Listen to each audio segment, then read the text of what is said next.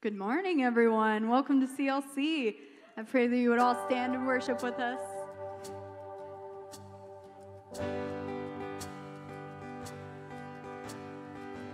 Who am I that the highest King would welcome me? I was lost, but he brought me in. Oh, his love for me. Oh, his love for me. Who the Son sets free, oh, is free indeed. I'm a child of God, yes I am. Free at last, he has ransomed me, his grace unto me.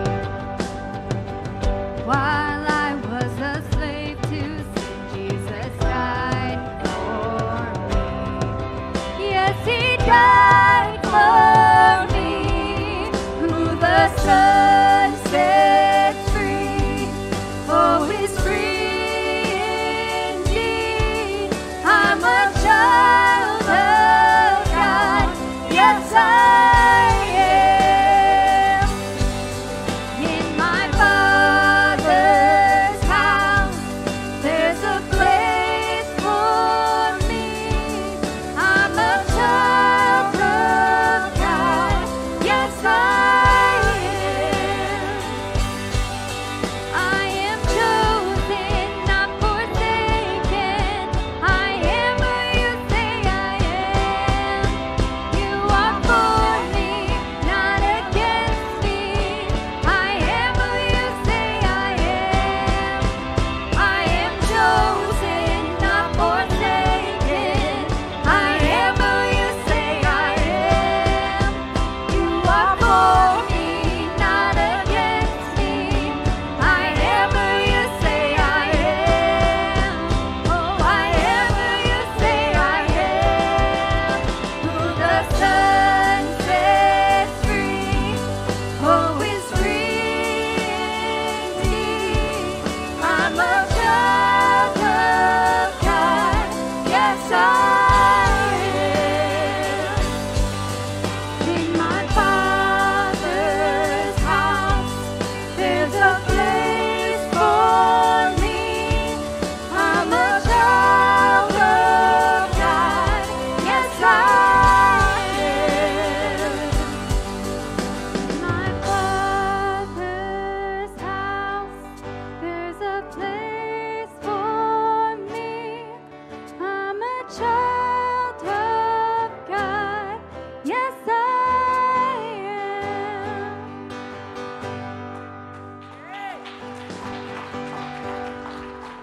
Well, good morning, Community Life Church. If you'll go ahead and grab a seat for just a moment. My name is Nicole, and I am the Family Life Director here, and I am here with my wonderful friend. Hi, I'm Ava Murphy. I play basketball and I run Girls on the Run. If you are new here, we welcome you. We would like to connect with you, so would you please go to myclc.info/newhere. Did you know that next Sunday is our graduation Sunday? Yes, next Sunday is Graduation Sunday, and we as a church family have the opportunity and privilege to pray as we launch them into the next season of their life. So we hope that you guys will choose to join us here next Sunday. June 5th at 5 p.m., we will be down at Lions Park for Night of Worship. Yes, mark it on your calendar. Pause right now and write it down. June 5th at 5 o'clock at Lions Park. We're going to come together and we are going to just worship and celebrate how great our God is right here in Mogador at the Lions Park. So we hope that you guys make it a priority and come join us. During this next song, we have an opportunity to give in-house in our tithes and our offerings. If you're watching by the web, you can do it online. If you're in-house and you want to do it online, go right ahead. Miss Ava's going to tell us where you can find all the information. Where to find the information, please go to myclc.info/sharing. There you can give and share to others. In this next few songs, please stand with us and worship how great our God is.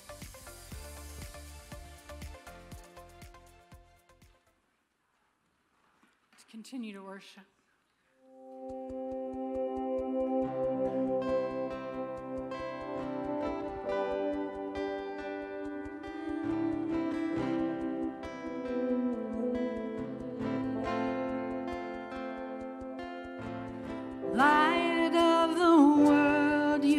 step down into darkness, open my eyes, let me see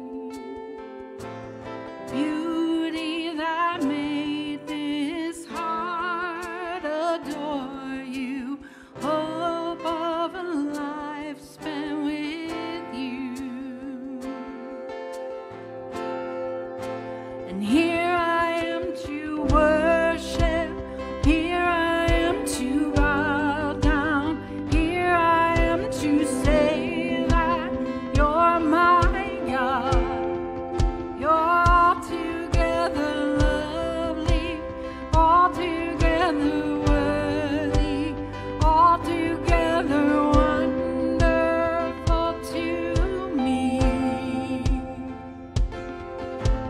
King of all days, oh so highly exalted, glorious in heaven above. Humbly you came to the earth you created, all for love's sake became poor.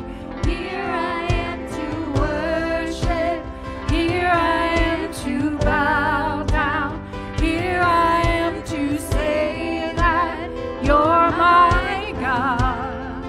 You're altogether lovely, altogether worthy, altogether wonderful to me. And I'll never know how much it cost to see my sin upon that cross. I'll never know how much it cost to see my sin upon that cross. I'll never know how much it cost to see my sin upon that cross. I'll never know how much it cost to see my sin upon that cross. Here I am to worship, here I am to bow down, here I am to say that you're my God. You're altogether lovely, altogether worthy, altogether wonderful to me. Here I am to worship, here I am to bow down, here I am to say that you're my God. You're altogether lovely, altogether worthy, altogether wonderful to me.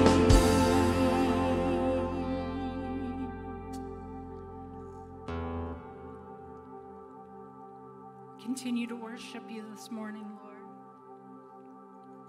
God, we thank you for this time, and we feel you in this place. And we give you our whole heart this morning as we continue to worship.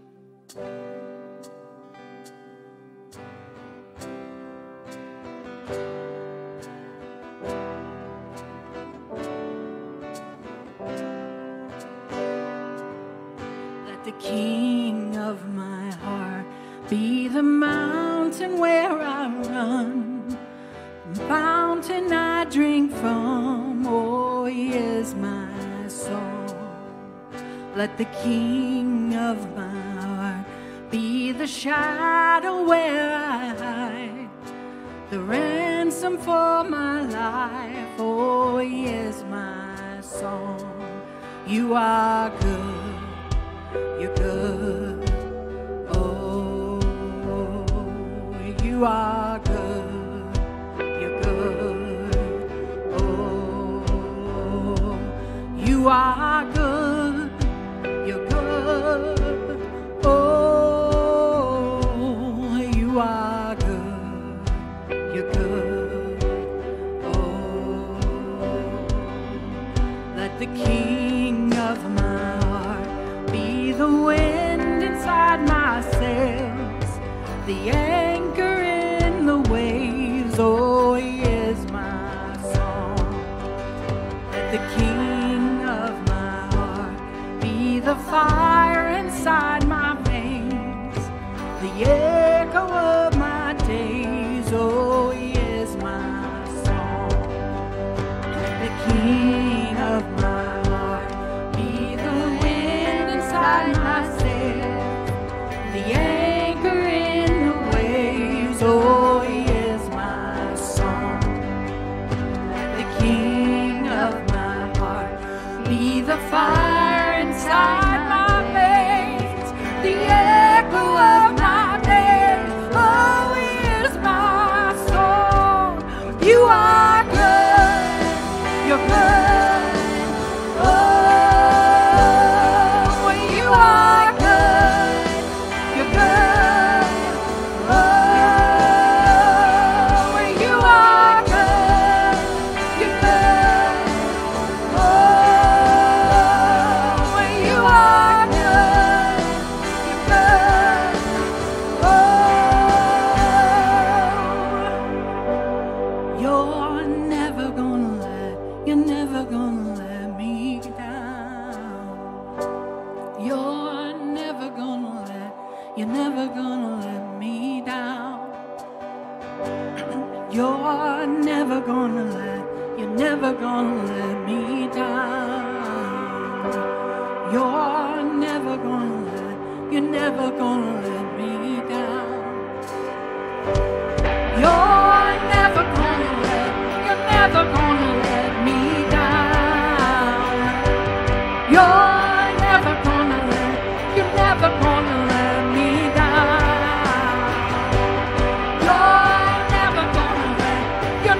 gonna let me down. You're never gonna let me down. And you are good. You're good. Oh, you are good. You're good. Oh, you are good. You're good. Oh, you are good. You're good. Oh, you're never gonna let me down. You're never gonna let me down. You're never gonna let me down.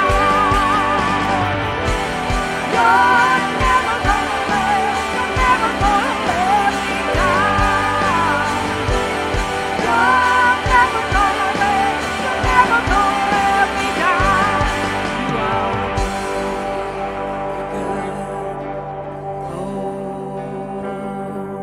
You are good. You're good. Oh.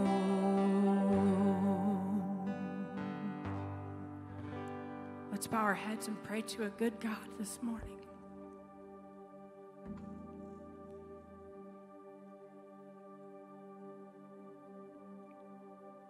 These songs and these words have spoke to us this morning.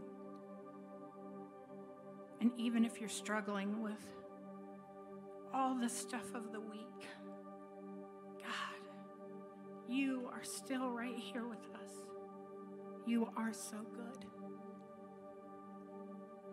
We pray that we can set our minds on things above. Draw our focus in, Lord, away from earthly things. See us and see if there is anything that keeps us from experiencing all that you have for us. We pray for an ear to hear, for a heart of humility, and for feet to walk forward in faith towards your will for our lives. We lift this church up to you, and we pray for a revival in your church. Let us be your light to this world. Be with our pastor as he brings your word to us this morning, that we would catch all that you have for us. And we will be so careful to give you the praise. In the name of Jesus we pray. Amen. You guys can grab a seat.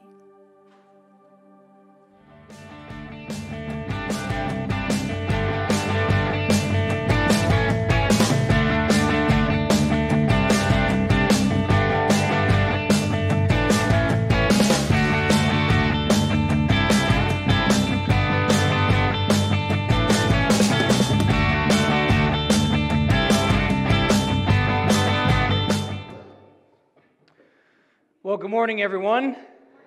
Glad you guys are here so that we can gather together, we can learn from God's Word. We're going to be jumping into the book of Psalms again. We'll be doing that a lot the rest of this month, of course.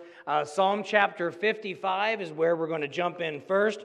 We're not going to get there right away, but when we do get there, we're going to be in Psalm chapter 55. Now, over the past week, so a couple weeks, we've been doing a series called Anthem, and we've been learning about what it means to worship. We're going through some of the Psalms. We're trying to understand a little bit about what that looks like and different types of prayer, different types of worship through the Psalms. And we've been doing the understanding of what does worship actually mean. What is worship? And we've learned that worship is from the inside out. Worship is from the inside out. We know this as we learn from, this is something new. This is a review section that I'm adding something to. You ready for this? This comes from the book of Amos, chapter 5.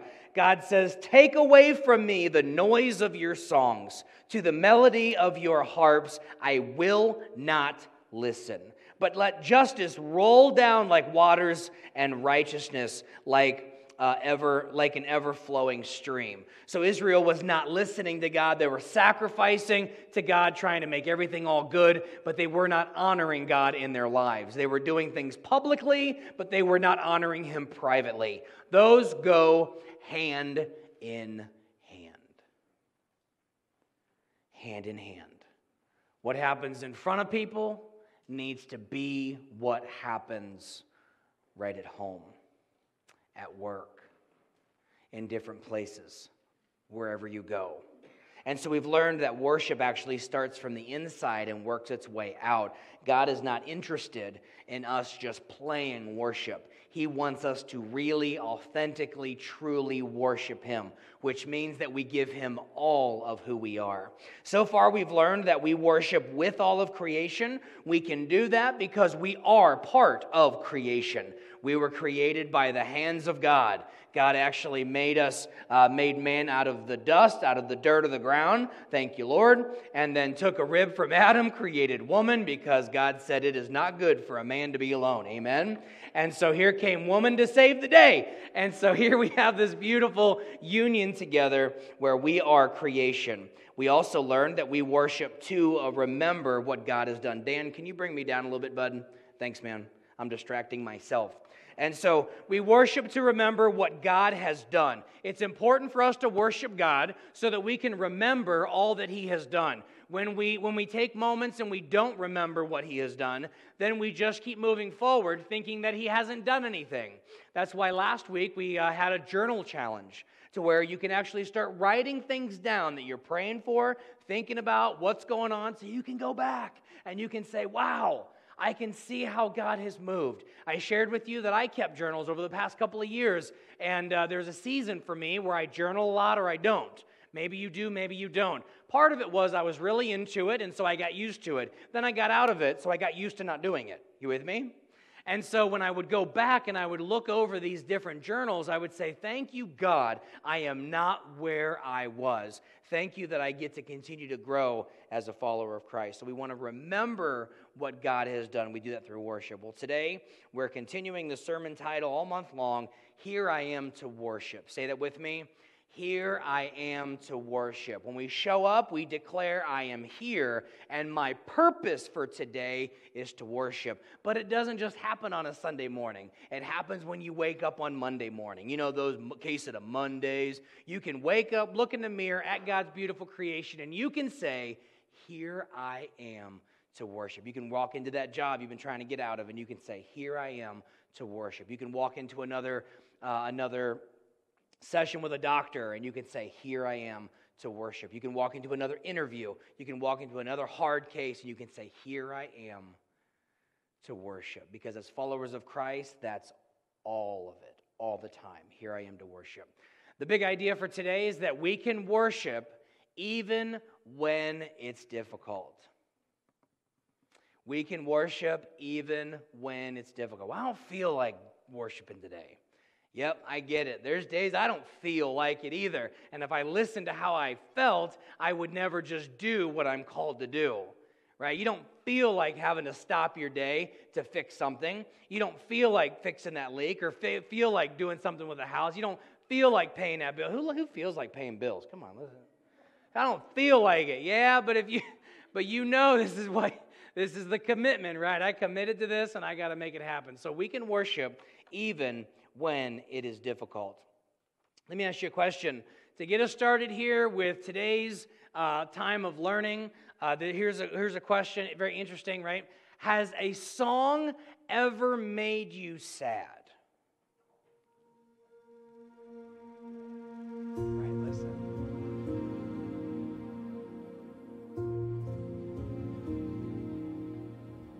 That's enough to bum you out, right? You're just kind of like, it kind of soothes me, but yeah, it's kind of sad. These are the songs I prefer. Next one. Right, already people are just kind of moving. Songs have the power to empower us. Songs have the ability to be able to help us in all kinds of seasons, right? Now, here's an interesting thought, is that the Psalms are songs. A lot of them are songs. And a lot of it is sad. And a lot of it is happy. A lot of it just expresses what's going on inside of you. The thing for today is that we're going to look at this three-letter word a little bit, sad. It's a big word, though it's little. Because it can overwhelm you completely to the point of taking your focus away from everything else, and you focus on what that actually means.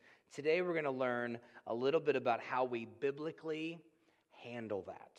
Sometimes we disguise our sadness with anger. Sometimes we disguise it with anger, sarcasm, callousness. So let's think about this for just a moment. Let's take a little bit of a poll. When you're sad, who likes to jump to anger? All right, it's kind of, okay, maybe it was a misleading question. Who likes to do it? I don't know that anybody likes to go to, but who ends up going to anger? Raise your hand, right? So don't stay, these people are sad, don't be around them, they're mad. Okay, so who likes to go to sarcasm, right? Like we get sarcasm, and some people just get cold, man, right? This callousness, who just tries not to feel anything? Right? It just happens. It's not something you even try to do necessarily, but we do disguise our sadness or the way that we feel through anger and sarcasm and callousness. This big word callousness is just a really, really big word that just means that you're just not trying to feel, or that you're just cold. You're just cold to the situation altogether. We feel embarrassed by our sadness, as if feeling sad means that we're not strong or resilient. When we feel sad, we feel weak. Therefore, we feel embarrassed. We try to deal with it in different ways. We feel embarrassed about our sadness. We disguise our sadness.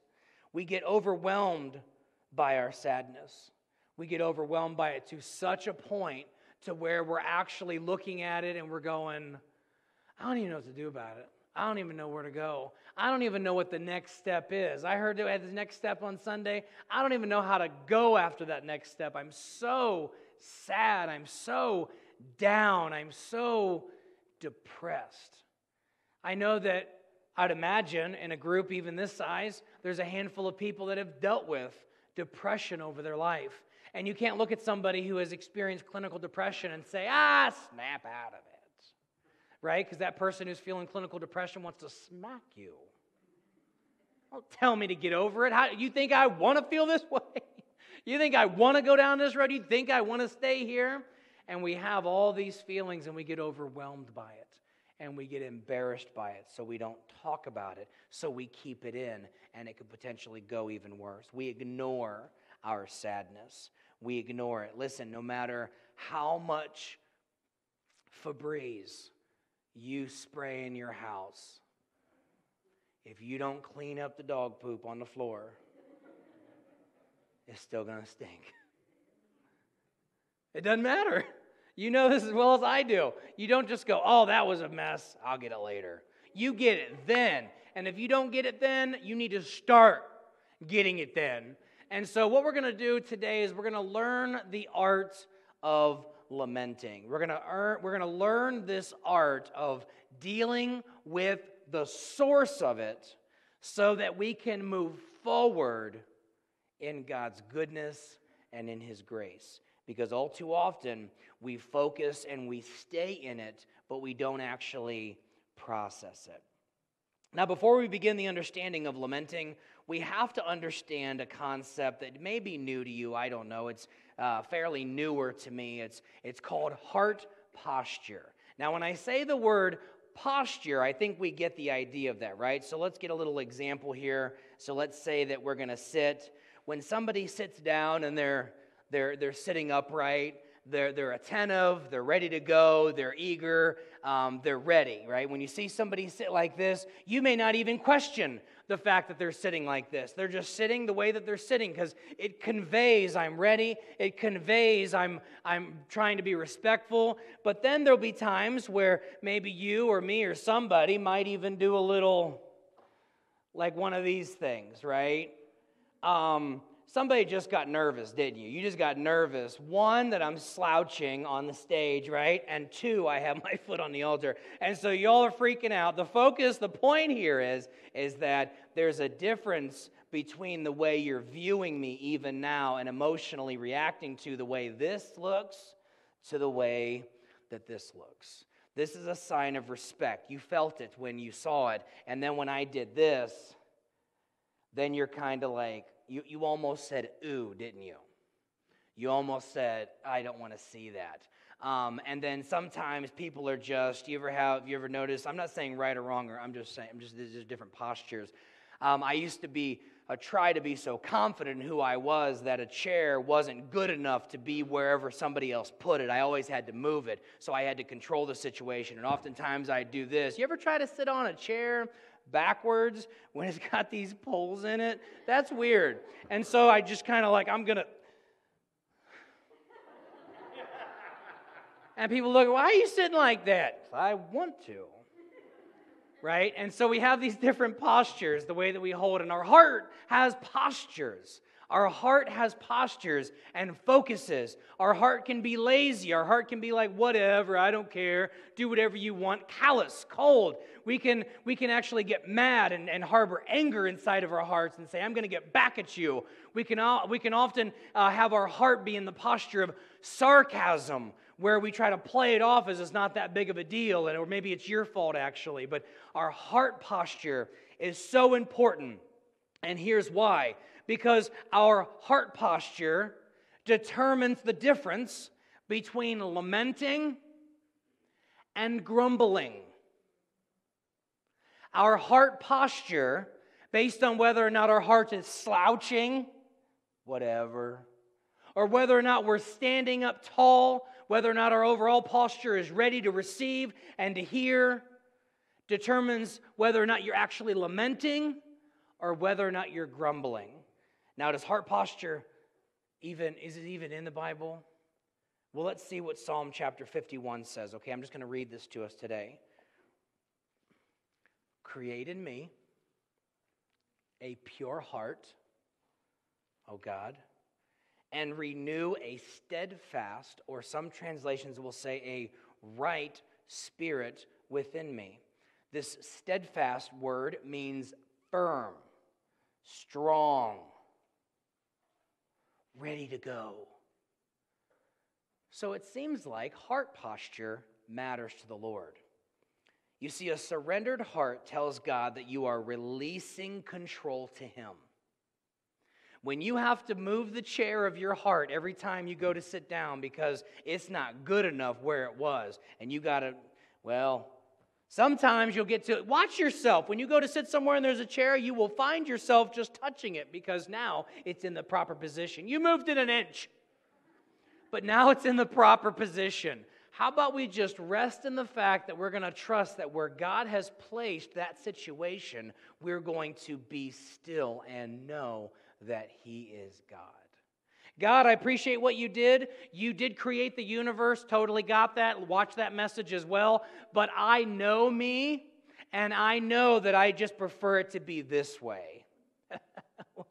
What a dumb statement. God, you are so good at all the other stuff, but knowing what's best for me, I actually know best. And now I'm leaning on my own understanding rather than every word that comes from the mouth of God.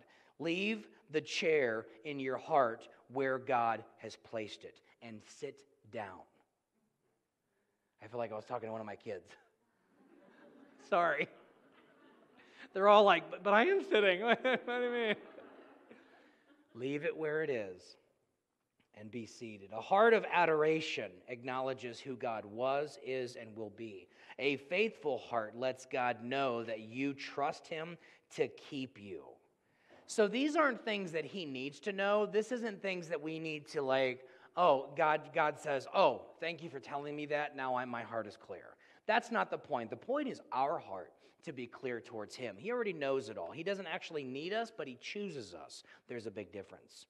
When we're not functioning from a godly heart posture, we are not functioning in direct alignment with God.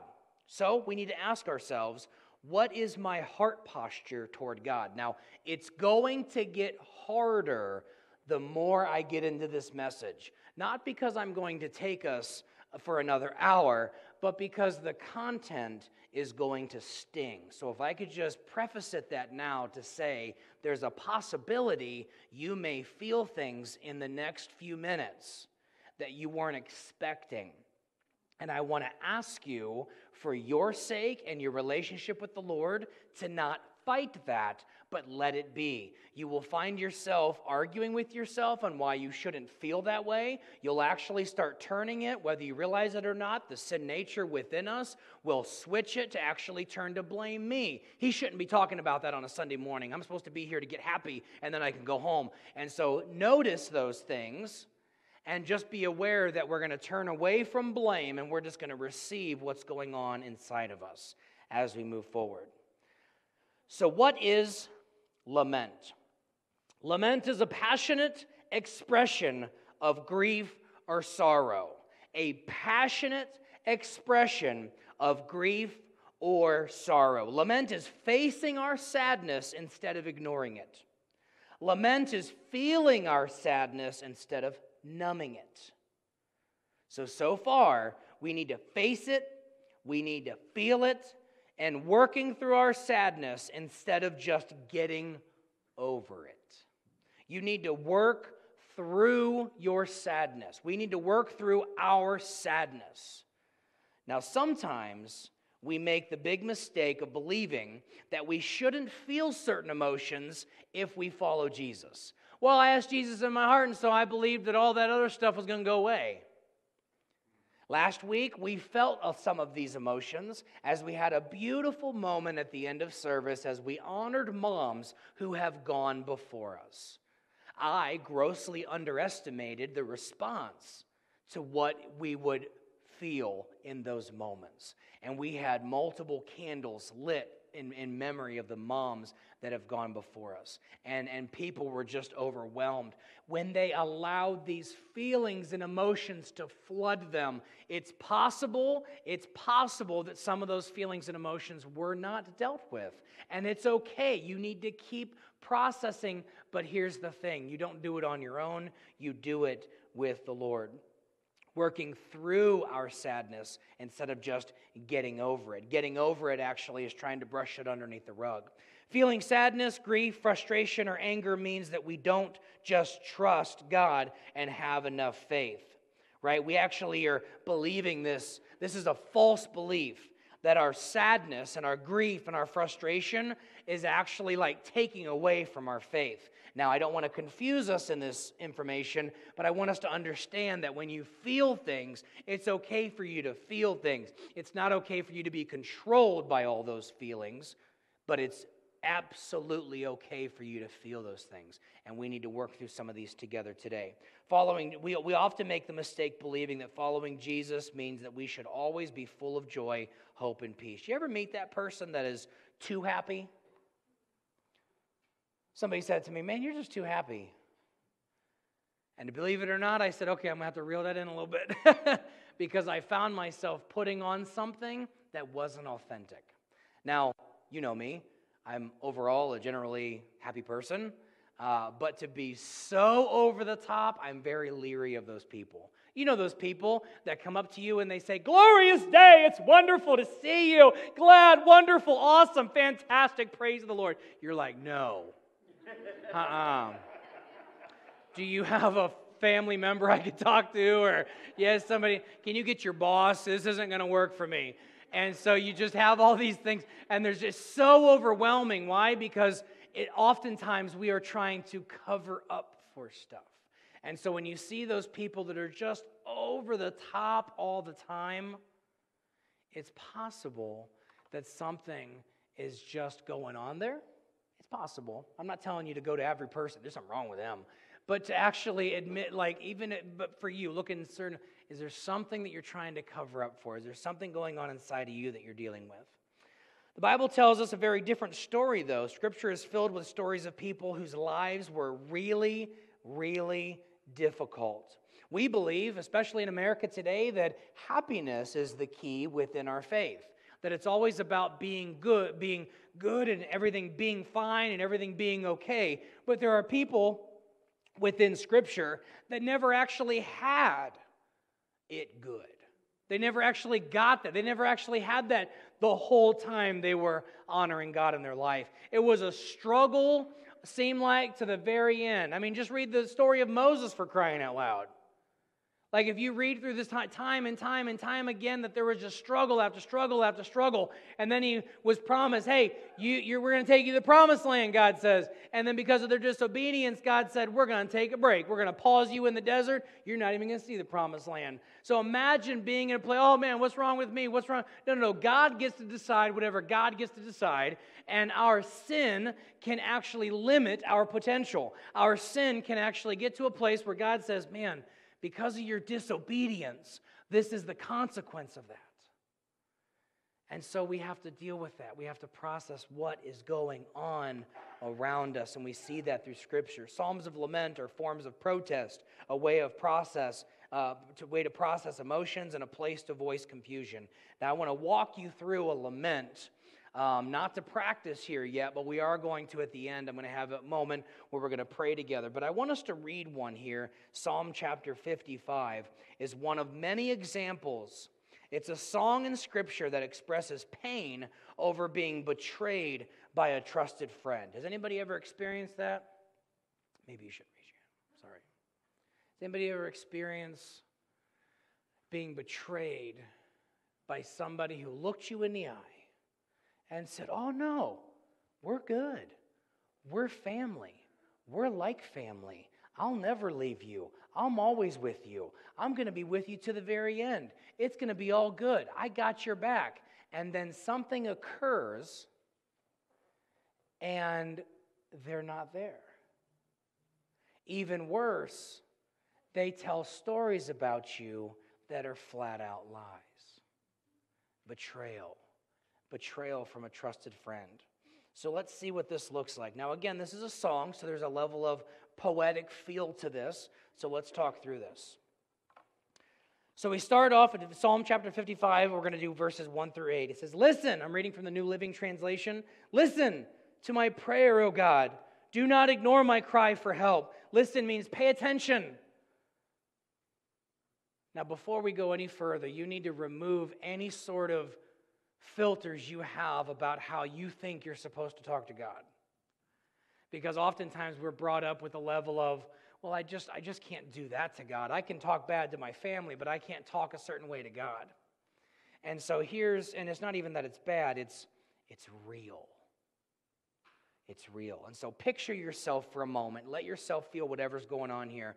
Listen to my prayer, O God. Do not ignore my cry for help. Please listen and answer me, for I am overwhelmed by my troubles.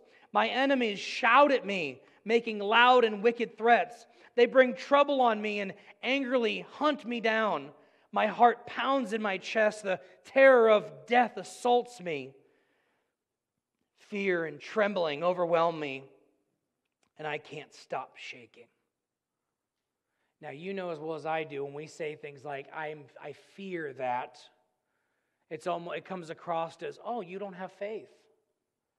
This is a real moment of real human interaction with God, real human emotions. We all feel it, and we all talk about it, we all share it, but we don't go to God with it. And so he continues. I'm going to read again in verse 5. Fear and trembling overwhelm me, and I can't stop shaking.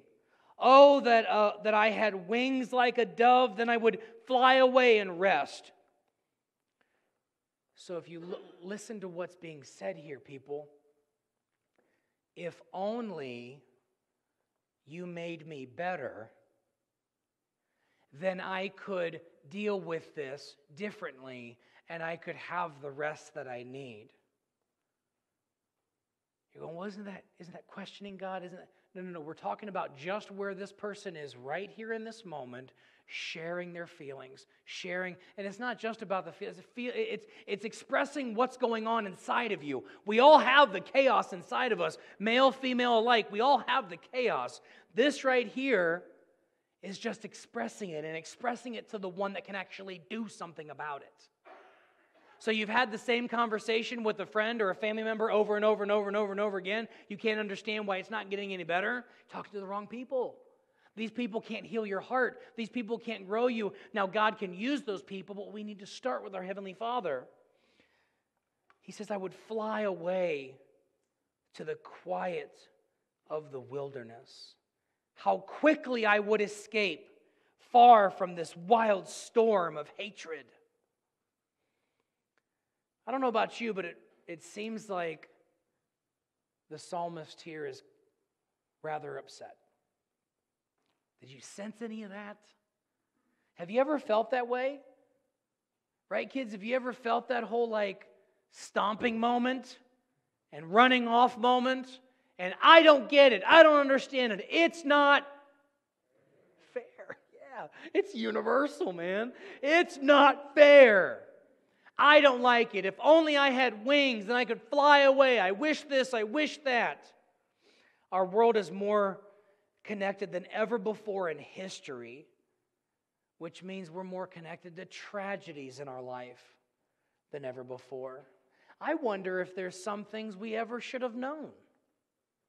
But because we have the world in our hand, we deal with every single tragedy the world deals with. Instead of this community dealing with it, this community dealing with it, this community dealing with it, and perhaps maybe even coming together and learning through however God should work it out and say, okay, so we're going to support this as well, and we work through that together. But instead, we go through Facebook and we're all over the place. Oh, they're having a boy. Oh, man, they just lost their aunt. Oh, my gosh, they bought a new house. Oh, man, they crashed their car. Oh, my gosh, can you even feel that? It's up and down, it's all over the place. Here, we're focusing on just one thing. What's going on inside of you? Let's deal with that before we try to invite all this other junk into our world. So because we live in such a broken world, we often see injustices like the powerful taking advantage of the vulnerable, tragedy hitting all people, physical and mental illness impacting loved ones. We see it in our broken world. It's all over us. We see it everywhere. We hear about it. We talk about it. Injustice and pain everywhere. Everywhere. And this psalm is a lament for unfairness, for injustice, for I don't understand. And why is this important? Because lamenting is actually something that makes our worship honest. When you can throw these thoughts out, how you feel, we talk about it with our kids, like, thank you for sharing how you feel. You may still not get what you want, but guess what? You're letting it out. You're sharing with us what's going on inside of you. And sometimes you don't know. So sometimes they'll say, I don't know. And so we try to walk them through that. We need to stop fighting through what's going on inside of us, stop fighting it, and just letting it out to the Lord, letting Him deal with it. Sometimes we worship, though it's difficult. And here's an individual that knows a little bit about that. I was asked the question, when did you find it hard to worship, and how were you able to worship in that difficulty? Worship to me is a choice, to praise God in the storm. I have faced many challenges in life, and during those times I clung to God. In 2019, I had the privilege to care for my parents. They have been married 63 years and raised my sister and I in a loving, faith-filled home. My father was diagnosed with leukemia and was told by the doctors that he would live only a couple days. But God had a different plan, and he was able to be at home under hospice care 11 months. During that time, God chose to bring my precious mom home to heaven first, and they both passed within 10 weeks apart. During that time, and even today, I'm choosing to worship God. In fact, when I sit still and worship Him, it brings me comfort and peace. There's an old hymn that says, I love you, Lord, and I lift my voice to worship you. Oh, my soul, rejoice. That's the key. When we completely trust and rest that the God we serve has us in the palm of His hand, that His love for us is so exuberant and beyond measure, and then in the difficult seasons, we can have joy. Psalm 119:50 says, your word, your promise, it revives me. It comforts me in all my troubles. God's word gives hope when we feel hopeless. I know for certain my loving parents that they are rejoicing as they live on into eternity. 1 Corinthians 15:22 says, death does not conquer those who die in Christ. When I'm worshiping God, my focus is on Him and not my situation. Being with God fills me with joy in His presence. That's about as basic and bottom line as it can get. A favorite quote of mine says, I can worship Him because He is. I can live today because He is. And I can get through tomorrow because He is. I can have joy. Thank you, Cindy, for sharing your story with us today. What a blessing it is to be able to worship God, though it is difficult. David has another psalm. He wrote a lot that I'm going to share with you today. Psalm chapter 22, in the first couple of verses. More honest questions. More honest questions to the only one that can do anything about it. More honest questions. Psalm chapter 22, verses 1 through 2 say this.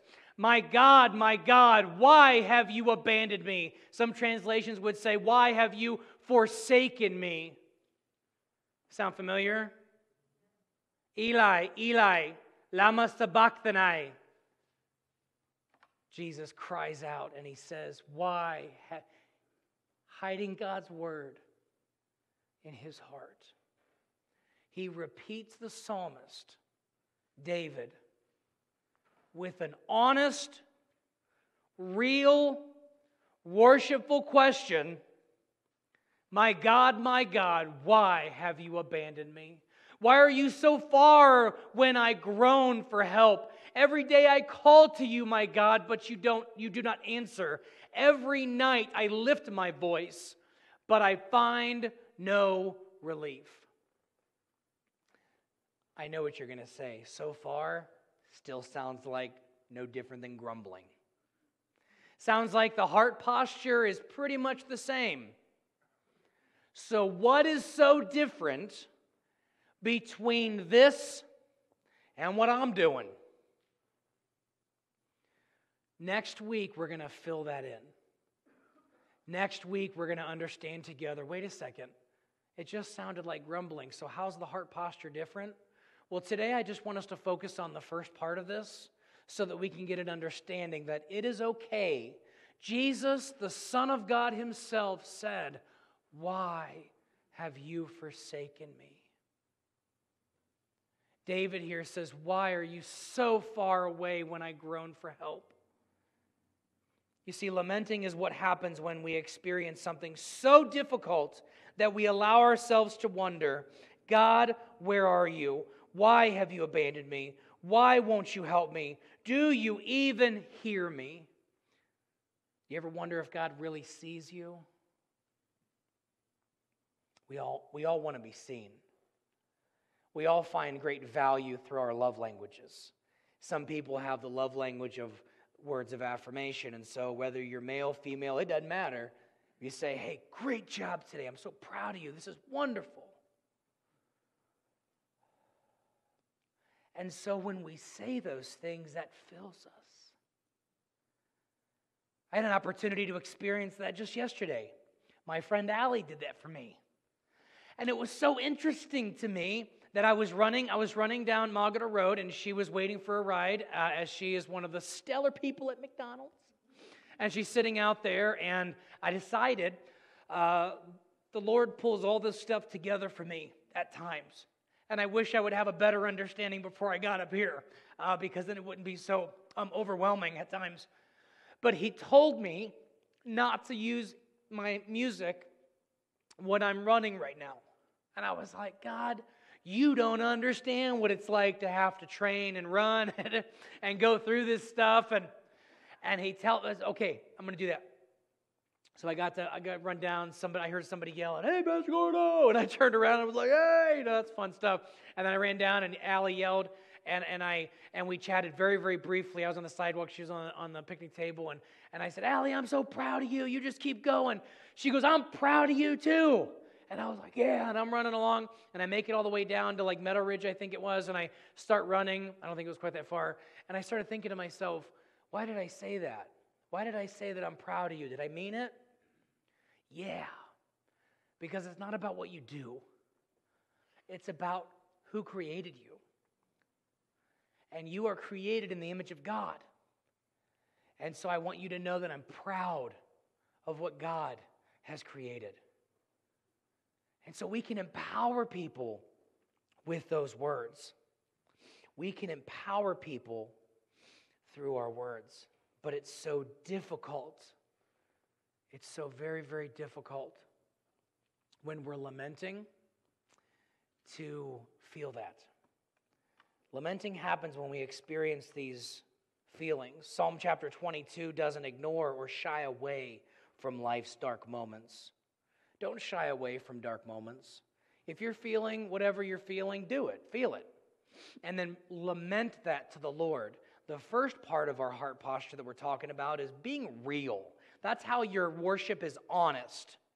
If you're not sure about saying something that's being sung here, then don't say it. Stand your ground in your faith and say, "Lord, I'm not sure I'm ready to sing that." Has anybody ever done that? I can't even say that I make it a habit. I think I might have done it once or twice where I'm like, "I'm not sure I'm ready for that." Be honest. Be real. Be present. Let your lamenting draw you closer to the situation. If you're in a storm, picture, I remember the story that Trevor and I were in. He was little. He was on my back on one of those carriers. He doesn't fit in that anymore, but he's on one of my carrier. I may have held him, but there was a storm coming, and I remember this, and I think I remember it correctly. And so as I was running, the storm, like the wind picked up a little bit more, and it was getting a little bit darker. I don't even remember where we were, but I remember the moment and how I felt. And as it got darker, what do parents do? Squeeze tighter. Not one time did I think, "Oh, I should set him down and I'm just going to take care of me." Bro, I'll see you on the flip side. I'm out. And so why do we do that with our Heavenly Father? Why would we try to push away? Well, we are children, and so we do push away trying to get there. But when in the heat of the battle, we should actually let Him pull us in tighter. And in that moment of lamenting, we realize what it means. So let's practice this for a moment. First of all, it's not about saying all the right words. It's not about being polite or inoffensive to God. You think God can handle your junk? Sure He can. He can handle anything you got. It's not about impressing God with our faith. Dear Heavenly Father, I beseech Thee, moreover, therefore all I am with Thee present. I wonder if God says, what'd you say? Try that again. Let's be real.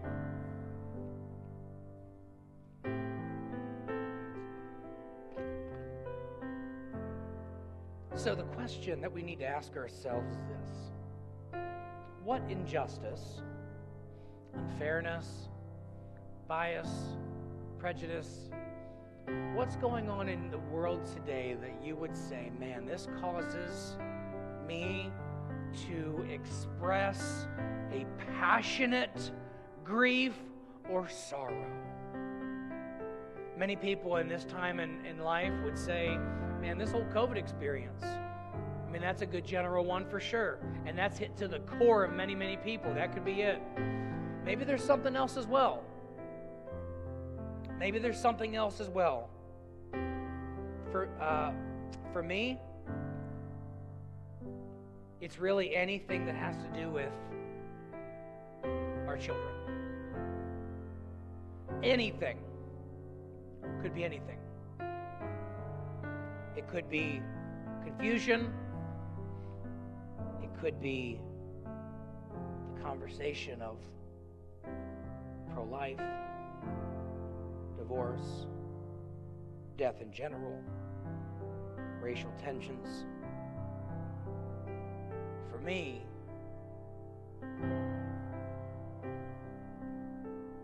I look at God at times and I say, is this ever going to be done? Am I ever going to be over this?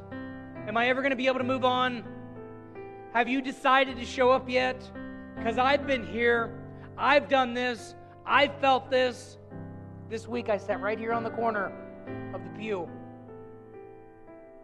And I just said these words.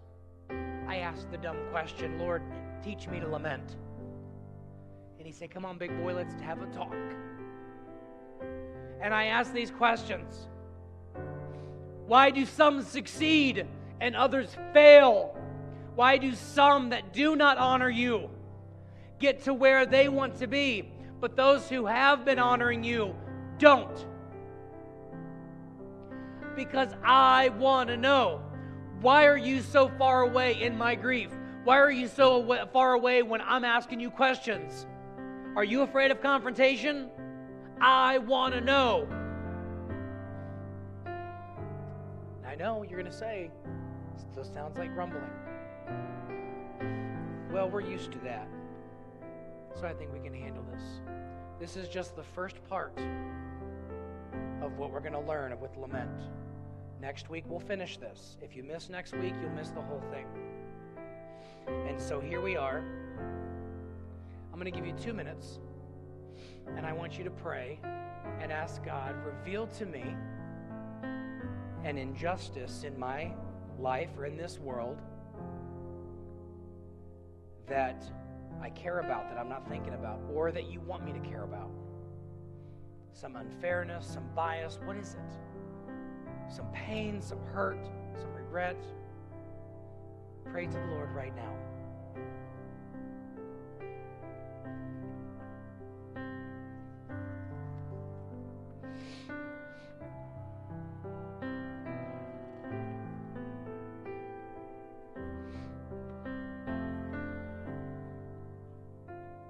Kids, you could be asking God, ask God what's going on inside of you. Ask God to show you if you're angry about school, home, family, or church. If you're scared about COVID, the future, if you're nervous about something, sad about something, young people, I want you to tell God about it.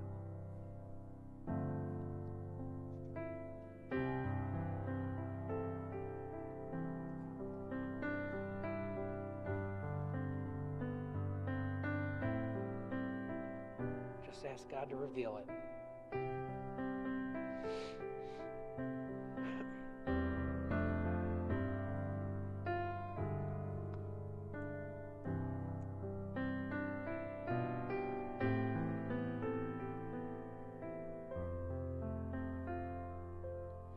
If nothing came to your mind, don't let this be the only time that you have this conversation. It's just not there right now.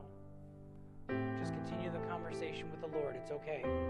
Here's what we're going to pray. We start off in our hearts with Father in heaven. And then I want you to say, I am, and then fill in the blank. What's that emotion that's going on inside of you? I am sad. I am angry. I am confused. I am not sure. I am whatever. I am. What is it? Share that with God. I am mad, let's say, about, and what are you mad about? What are you sad about? What are you hurt about? What are you worried about? What are you nervous about?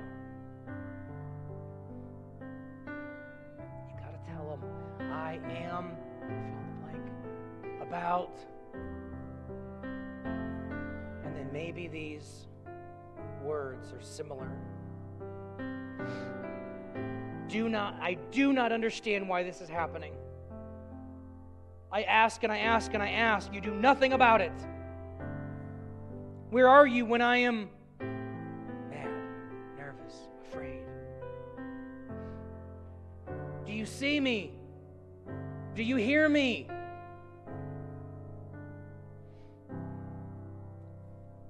Next week, we're going to learn this second portion of the prayer of lamenting. And here's what it sounds like. But I will worship the Lord my God. I will trust in your unfailing love. I will hide your word in my heart that I might not sin against you. I will trust in you and lean not on my own understanding. In all your ways I will honor you. You are the creator of all things. With creation I worship you. Now look at me for a moment. Lamenting is simple. You let the questions out, and then you follow it up with the reminder that you are still good. I choose to worship you. I choose to follow you. I wonder where you are, but I know you are good. I wonder if you hear me, but I know you hear all things. That, my friends, is the whole package of lamenting. Heart posture is humility. And next week, we're going to learn more about how we go from the questions and transition in to wrapping it up where it's all worship. Let's pray together. Abba, Father, thank you for your purpose that you have given me. Help me to live a life of complete surrender. Direct my focus that it is toward you and not my present circumstance. Align my heart with your will, God, so that it is a reflection of who you have called me to be. I bring into captive every thought that would suggest that I am anything less than who you say I am, to the obedience of Christ. Anytime I am running contradictory to your perfect plan, your perfect will, convict me, and I will surrender it to you. In Jesus' name, amen. Well, our next steps we already accomplished here today. I encourage you to continue the reading in Psalms as it's given to you in our weekly email. You actually receive the passages of Scripture ahead of time so you can read. This is to be continued. Will you please stand now, receive the blessing of the Lord as you head out here today.